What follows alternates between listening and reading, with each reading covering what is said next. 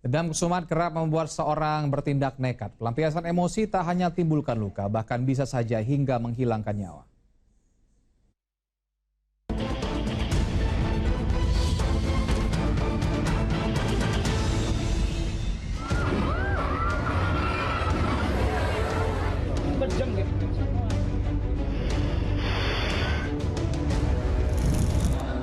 Air mendidih tak bisa untuk bercermin. Mungkin itulah yang menggambarkan tindakan seseorang yang diselimuti amarah karena dendam.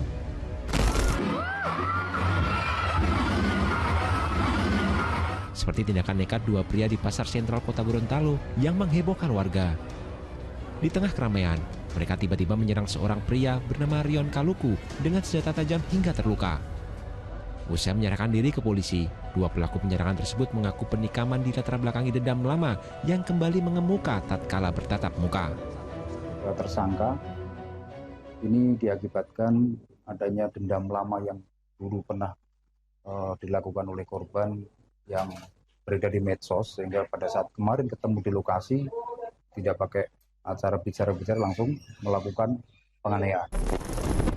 Setali Tiga Uang di Indramayu, Jawa Barat, seorang ibu rumah tangga ditemukan tewas di dalam kamarnya dalam kondisi luka tusukan senjata tajam.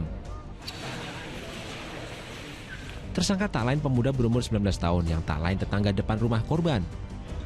Hasil penyelidikan polisi, pembunuhan sadis itu dipicu dendam lantaran korban kerap memutar musik dengan volume kencang tanpa mengenal waktu. Terkait motifnya itu, salah satunya karena pelaku ini dendam kepada keluarga korban khususnya.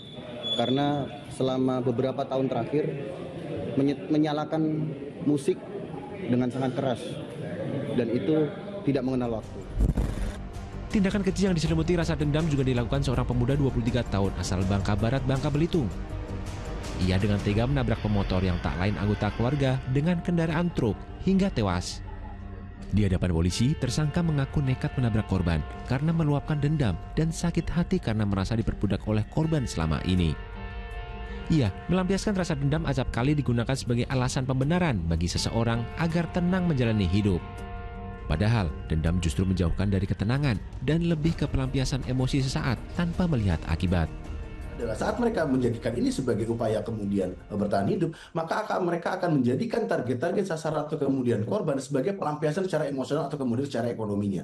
Jadi mereka kemudian meniadakan apa yang kita kenal sebagai upaya untuk menetralitas, apa yang kita kenal sebagai upaya empati, dan menjadikan target sasaran adalah luapan secara emosional saat mereka memiliki keterbatasan untuk dapat memenuhi kebutuhan hidup, alih-alih kemudian mereka mempertahankan stigma di masyarakat atau kemudian relasi sosial lebih baik lagi di masyarakat.